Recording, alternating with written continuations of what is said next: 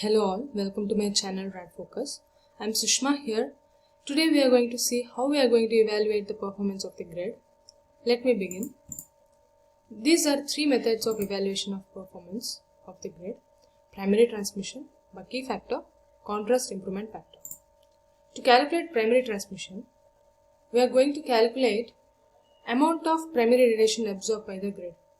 There are some arrangement and setup for the measurement I am going to explain right now. This is X-ray tube and this is water phantom, which is placed quite far from the X-ray tube, and these are collimator and lead diaphragm for the narrowing of the primary radiation. This is grid, which is placed in between the detector and the water phantom. These are the labelings which I have explained right now. So now exposure is made from the X-ray tube. It will be collimated and narrowed by the lead phantom, and it passes through the water phantom, and then it reaches the grid and calculation is made. That is first measurement. And we are going to measure second time, that is in the same setup, but we are not using grid here. We are removing the grid, and rest all the arrangement remains the same, and exposure will be made and calculation will be done. There is a formula for the primary transmission calculation, that is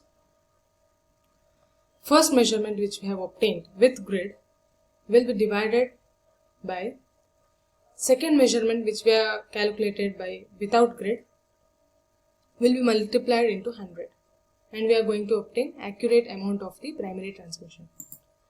And then we are going to see Bucky factor. There is some similarity in Bucky factor with the primary transmission calculation. Bucky factor, we are going to calculate both scatter radiation absorption as well as primary radiation absorption, but in primary transmission we had calculated only the primary radiation absorption calculation. So here also similar setup and arrangement are there. I am going to say you.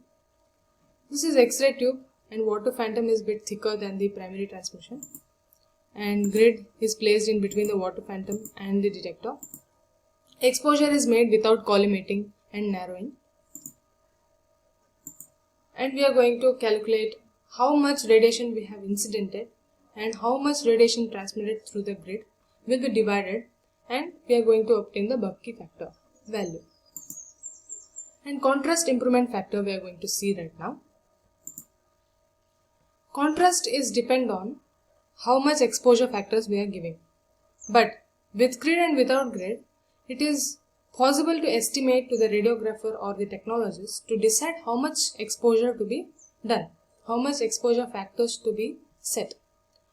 So contrast with grid and contrast without grid will be observed, and it will be divided each other, and we are obtaining contrast improvement factor.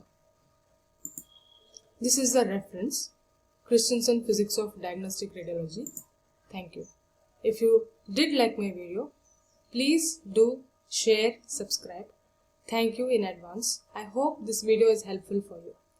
Thank you one and all.